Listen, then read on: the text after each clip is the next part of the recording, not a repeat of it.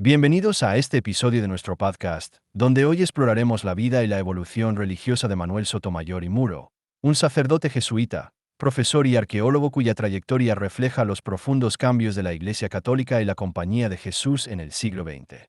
Con un lenguaje claro y cercano, viajaremos desde su ingreso en la Compañía en 1939 hasta los años 80, cuando, con 75 años, compartió su historia en una entrevista. Vamos a descubrir cómo un joven de Algeciras, moldeado por una época de rigidez, se convirtió en un defensor de la universalidad y la apertura en la fe.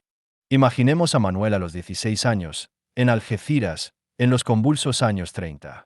Su infancia estuvo marcada por la caída de Primo de Rivera, la República y la Guerra Civil. La República, dice, fue desastrosa para él. Recuerda momentos que calan hondo en un niño, pintadas en su pueblo que decían «Muera Sotomayor», refiriéndose a su padre, un artillero, o hacer la primera comunión casi a escondidas, porque las iglesias eran atacadas. Aunque la guerra civil no lo afectó directamente en Algeciras, que se unió al alzamiento, el ambiente de tensión dejó huellas. En 1939, al acabar la guerra, Manuel ingresa en la Compañía de Jesús. Entra en un mundo nuevo, una vida claustral y estricta, como él describe. Durante 6 años, entre noviciado y humanidades, vive completamente aislado. No hay periódicos, radio ni noticias. Mientras el mundo se convulsiona con la Segunda Guerra Mundial, él no sabe nada. Se dedica a la oración, la espiritualidad y un estudio intenso de historia, literatura, latín y griego. La España de Franco, inmersa en el nacionalcatolicismo, promueve una mentalidad rígida, intransigente, sin matices. Manuel, como la mayoría de los jóvenes de entonces, no la cuestiona. Me parecía perfectamente, dice. Participa plenamente de esa ideología, sin traumas, convencido de que todo está bien. Su fe es sólida, pero encajada en un molde escolástico, inmutable, que ve la historia de la Iglesia como una verdad absoluta, sin evolución ni matices. Entre 1945 y 1947, estudia filosofía escolástica en San Martín, Madrid. La vida sigue siendo cerrada, no pisa la ciudad, solo sale para paseos por el campo o con permisos especiales. El nacionalcatolicismo está en su apogeo, con una inmensa floración de vocaciones y una juventud, incluido él, sin espíritu crítico. La filosofía que estudia le parece estupenda, aunque años después la califica de verdaderas ridiculeces en algunos aspectos. Su fe, en este momento, está profundamente ligada a la obediencia y a la aceptación de la autoridad eclesiástica, sin cuestionar la separación entre la formación religiosa y la sociedad. El gran giro llega en 1949, cuando viaja a Roma para estudiar teología. Roma es un mundo nuevo. Aunque llega con una mentalidad integrista, decidido a no dejar que nadie cambie sus ideas, se encuentra con compañeros de 18 países en la Casa del Jesús y muchos más en la Universidad Gregoriana. Habla con todos, escucha sus perspectivas. Ese contacto, dice, va minando su mentalidad cerrada. Roma, recién liberada del fascismo, es democrática, con un fuerte partido comunista, en contraste con la España fascista y antidemocrática. Este choque político y social, aunque lento, lo transforma. Su fe empieza a abrirse, no tanto en lo eclesiástico, donde la gregoriana sigue siendo moderada, sino en lo humano. Comienza a ver que el mundo no es el diablo que le habían pintado en España, que los romanos, andaluces puros, no son tan diferentes. El momento decisivo en su evolución religiosa llega en 1952, cuando se ordena sacerdote en el rito bizantino, preparándose para trabajar con los ortodoxos en Rumanía. Esta experiencia es una revolución. Vivir una iglesia católica no latina, con su propio patriarca, autonomía en canonizaciones y nombramientos de obispos, le cambia la perspectiva. Me hizo concebir la iglesia de una manera mucho más universal, menos uniformada, explica. Deja de identificar la iglesia únicamente con la tradición latina, como era común antes del Concilio Vaticano II. Esta vivencia, no solo teórica sino práctica, lo lleva a cuestionar la mentalidad escolástica que veía la historia de la Iglesia como una narrativa geográfica, con buenos, ortodoxos y malos, herejes. Su fe se vuelve más inclusiva, abrazando la diversidad de ritos y tradiciones dentro del catolicismo.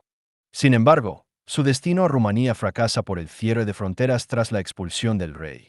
En 1956, lo envían a Granada a enseñar historia de la Iglesia en la Facultad de Teología. Sus primeros años son antes del concilio, y la vida a la Cartuja sigue siendo claustral, casi monacal. Aunque está aislado, empieza a conectar con la universidad civil, con profesores como Antonio Rivas y José Manuel Pita, que lo enriquecen a mostrarle un enfoque histórico más amplio. En este momento, su fe, aunque más abierta por su experiencia en Roma y el rito bizantino, sigue anclada en la enseñanza tradicional.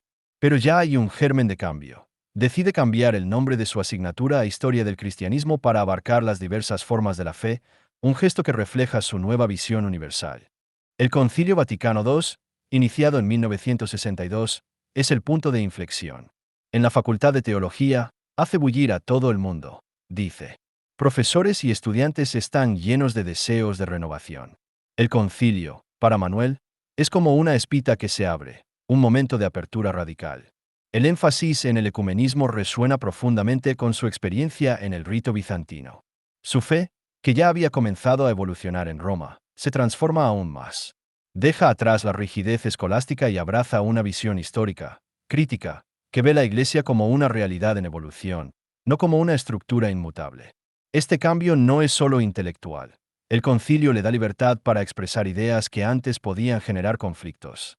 Por ejemplo, en sus clases critica el martirologio romano, señalando cómo adverbios o regiones se convirtieron en santos por errores de transmisión, algo que antes le valió alguna reprimenda.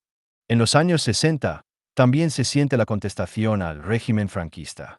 Desde la Facultad de Teología, Manuel participa en pequeños gestos, como asistir al escrutinio de un referéndum donde votaron no, lo que genera malestar oficial.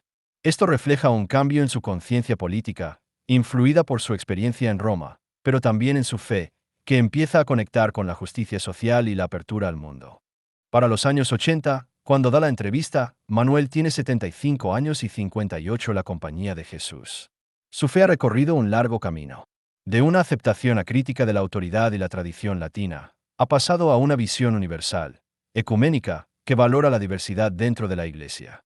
Reflexiona sobre los contrastes del siglo XX. La Iglesia de Pío XII, que le parecía oficiante porque estaba de acuerdo con ella, se volvió opresiva cuando empezó a cuestionarla. El concilio, con su apertura, reparó esa sensación, especialmente en el diálogo ecuménico. Reconoce que los cambios afectan a cada persona de forma distinta. Para algunos, el concilio fue una liberación. Para otros, un desastre. Pero él cree que los avances en la mentalidad, como la aceptación de la diversidad, no retroceden, aunque el camino sea oscilante. En la compañía, ve un abismo entre la mentalidad de su noviciado y la de los 80. Antes, todo era uniforme. Ahora, hay libertad y una variedad enorme de mentalidades. Valora esta capacidad de adaptación, una tradición jesuita que le permite identificarse tanto con la rigidez de su juventud como con la apertura actual. Su fe, en este punto, es madura, crítica, pero profundamente optimista. Se siente afortunado por haber vivido el final de una cultura y el inicio de otra, participando plenamente en ambas sin traumas. Manuel Sotomayor nos enseña que la fe puede evolucionar, de la rigidez a la apertura, del aislamiento al diálogo.